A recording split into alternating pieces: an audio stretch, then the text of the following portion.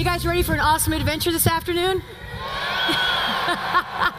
All right, today we're going to have an amazing adventure. We're going to explore Australia, New Zealand, Ecuador, but more importantly, we're going to explore the human spirit and the little things that allow groups of ordinary people to accomplish extraordinary things together. They have traveled here from every corner of the world. For 10 non-stop days and nights, they must hike, mountain climb, paddle, ride, and race through some of the most captivating yet dangerous terrain in one of the last great wilderness areas on Earth. Now, before you think this is another crazy sports analogy, tell me if this doesn't describe your real life, if you didn't know I was describing a sport. All right, so I have small teams of men and women, and we're trying to make it through a seemingly endless series of checkpoints in pursuit of a nearly impossible goal, working against extreme time pressures and constantly changing market conditions with the goal of doing it better than anybody else in the industry. Well, yes, welcome to my world. I'm honored to share with you what I've learned from some of the world's greatest extreme teammates about what it takes to get to the next highest peak, build and lead a world-class team that always gets to the next highest peak, time and time again, no matter how difficult the challenge, no matter how tough the climb. And I'll tell you the secret right off the bat. The higher you get on any mountain, what happens to the terrain? It gets steeper, right? So your ability to continue to get to the next highest peak is not just a matter of you trying harder as an individual. It's not just a matter of reaching up. It's a matter of reaching out to the people around you and creating what I call true human synergy. On the ridge to Eton Peak, the lead teams are learning that things are not always as they seem. There's a fake, false summit. It'll be soul destroying when they get there and realise they've only gone a third of the way and now need to descend and climb higher and higher than ever before. I remember that whole entire section being a very, very difficult one for me. I was pushed to my limit. It was incredibly hot. My feet hurt so bad. The terrain was really uneven, and the section was a lot longer than we ever dreamed it was. So my expectations of having a nice short caving section and a run back to the beach became this 6-hour night marathon on really, really bad feet with a team right on our heels. And so there I am, just crying and crying. And I have to stop because there's a 1,200-foot drop on both sides of this ridgeline, and I know I'm going to die if I keep moving, so I'm standing there crying. Finally, Mike realizes I'm not with them, comes trucking back up the ridgeline, and I'm just bracing for impact. And he stops, and very calmly, he says something I'll never forget. He said, "All right, Rob, I got a wife and a daughter, and I know that you people have to do this."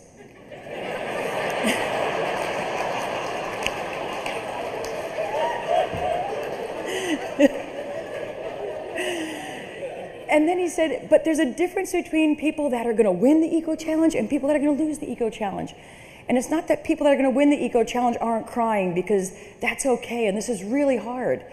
It's just that people that are going to win this race are crying. And then he grabbed my hand and said, "And they're walking." The most interesting thing about that race is we weren't one of the teams picked to win. We had never raced together before, and we were merely above average athletes.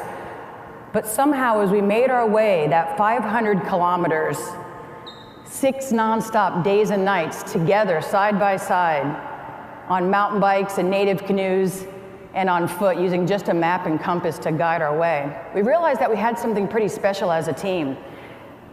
Our outcomes were so much greater than the sum of our individual strengths, and we weren't just walking side by side towards that common goal. We were figuratively and literally carrying one another.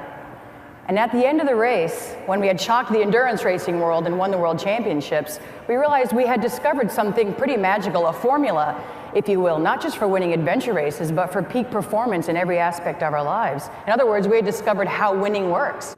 Prior to my racing with the best team in the world, all of us would just carry our own gear through the race, and if someone was slower, we just complained about them until they caught up. Just like in real life. Everyone carries their own weight, and people complain about them until they catch up. But the best team in the world had a different idea about how to do things. At the start line, Robert said, "Everybody take out all your stuff and put it in the middle." So everybody emptied out all their packs and all their gear and put it in the middle. And he looked at the course, and it started with a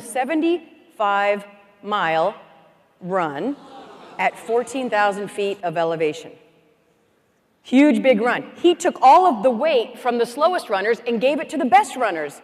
He said, the goal on this team is for everybody to suffer equally.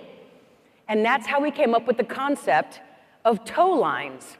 Because why would we wait for the slowest person if we could just take them with us?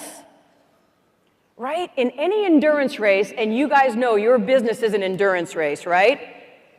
It's a team sport, and it's an endurance race.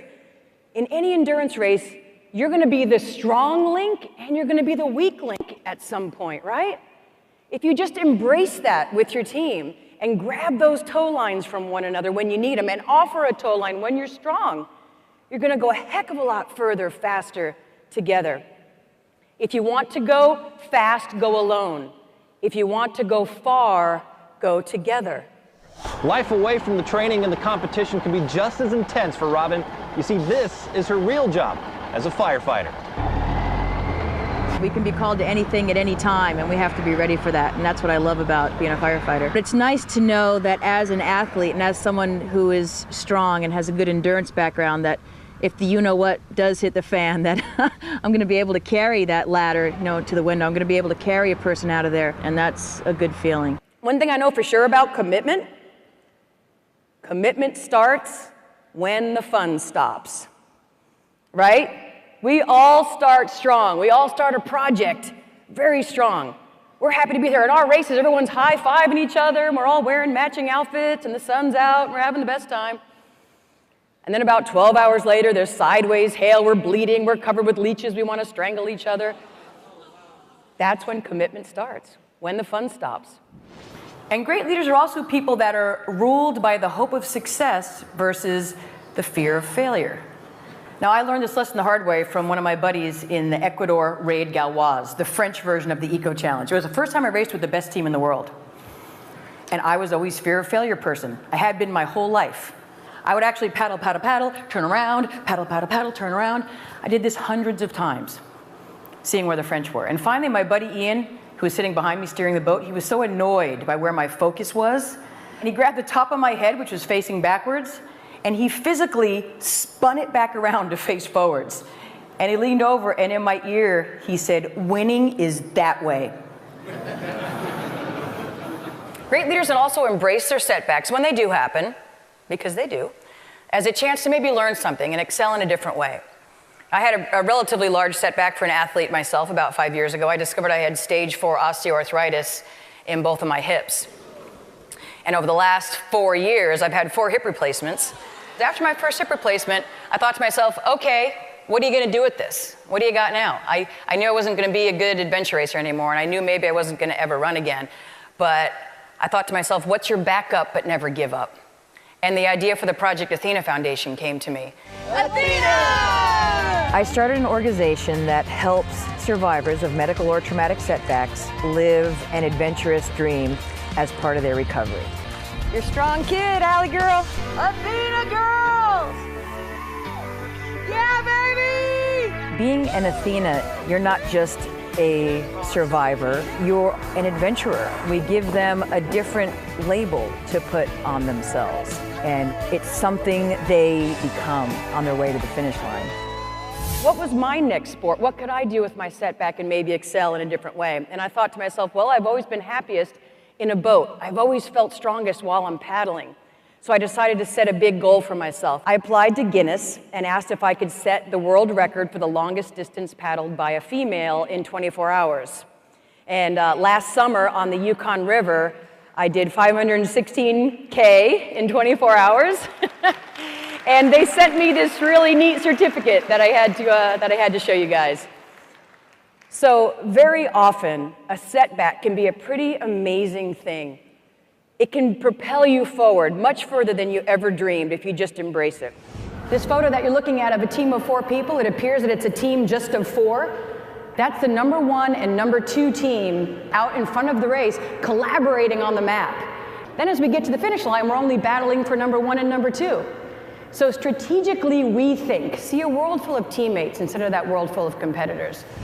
This game is called reverse arm wrestling. And here's how it's played. When I say 1, 2, 3, go, you guys get into your official arm wrestling position on a leg, on a chair, whatever. And when I say 1, 2, 3, go, and this is the most important part, your goal and your teammate's goal is not to do the standard arm wrestling where you push the other guy's arm down.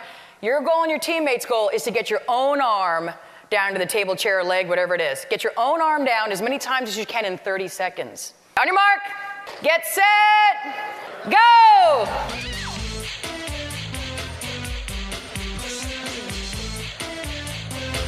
All right, stop, give yourselves a hand.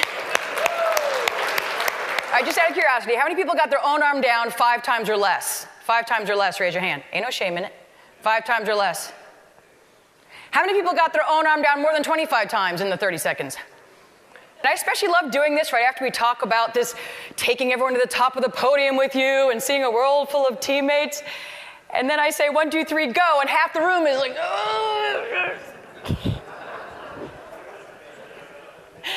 You're about to blow an artery, trying not to let your own teammate get their own arm down to the table. It's so great, though, because it just shows us, and even the people that went back and forth right away, you probably got to admit that just for a second you had to turn off that little inner competitor, didn't you? You had to find that little switch and go, I got this game. But we're so wired to compete, which is a great thing. It's a fantastic, I'm the biggest competitor going. We're so wired to compete, and it's great. But every day you get to decide who you're competing with. Every single day you get to make that decision as a leader. Who really is my competition and who really should be, why shouldn't this person be on my team? And we're also wired to see winning as being something mutually exclusive. In other words, for you to win, it entails everybody else losing. But the best leaders say, you know what, for me to win, I'm gonna get there better, stronger, faster if I take all these great people with me. Winning does not have to be mutually exclusive.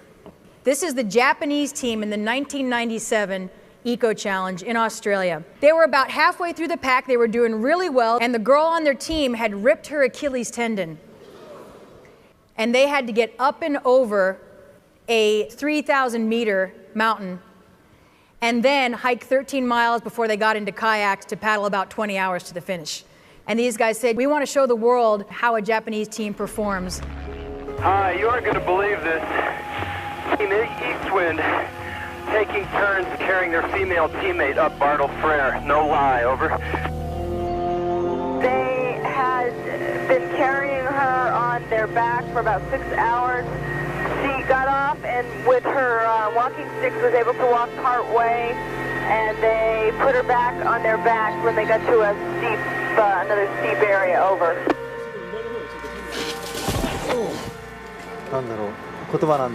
So I think this was a test for us to never give up, even under the toughest of odds. Most people couldn't even walk over Mount Bartle Frere. For them to carry that woman over that entire mountain, it's incredible. Here's what I love the most about that. As they were coming into the finish line, the guys that carried her aren't coming in going, sweet, look how awesome we are for carrying this chick. They come in with her on their shoulders.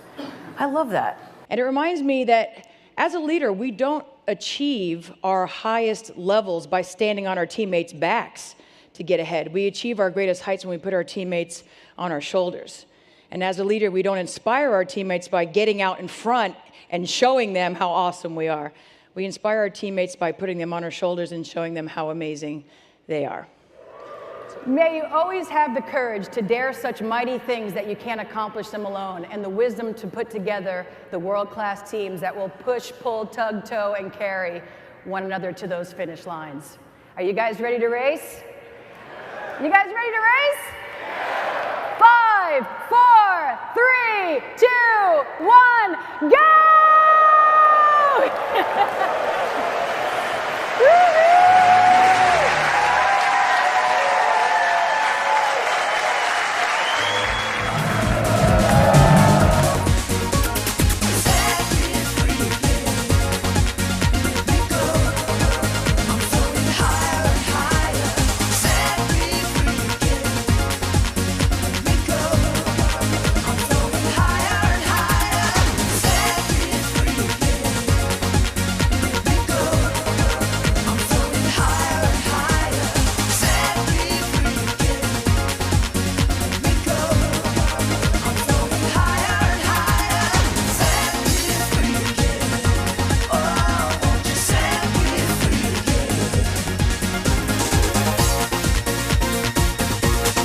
she's amazing, amazing, yeah.